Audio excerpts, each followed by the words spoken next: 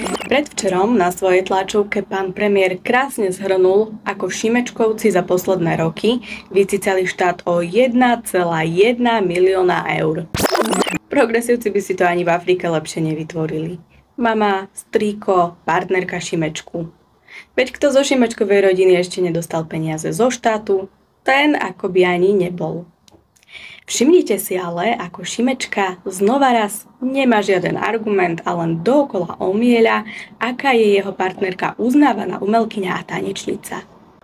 No tak sa poďme spolu pozrieť na to, ako vyzerá umenie tejto top talentovanej Šimečkovej partnerky, podľa ktorého robí dobré meno slovenskej kultúre a ktorá niekoľko rokov poberá granty od štátu. Oh my god. A keby vám nestačilo? No a ty čo predávaš?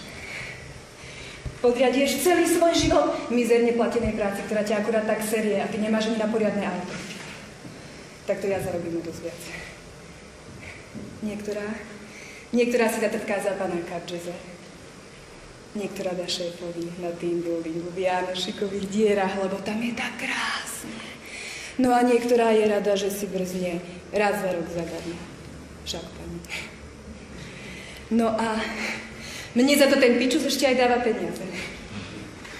Je to proste biznis, veď bez dopytu by nebola ponuka. Keby na svete neboli nadržaní otcovia, rodina, frustrovaní občania s vysokými kontami a vreckami plnými viagry, lebo normálne sa im v tých limuzínach a vilách na pláži v Španielsku už nepostaví.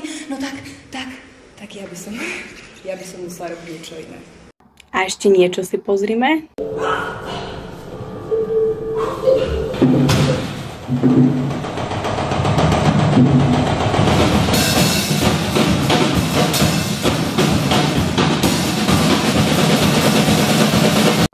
No priatelia, a toto je tá top uznávaná umelkyňa šíriaca dobré meno slovenskej kultúre, partnerka Michala Šimečku, ktorej sme sa z našich daní skladali na to, čo ste teraz videli. Je to jeden hnus a primitivizmus a ja si myslím, že na Slovensku máme obrovské množstvo naozaj šikovnejších a kvalitnejších umelcov. Týmto pozdravujem pani ministerku Šimkovičovú a taktiež pána Machalu a želám veľa síl k tomu, aby úspešne dokončili to, čo začali.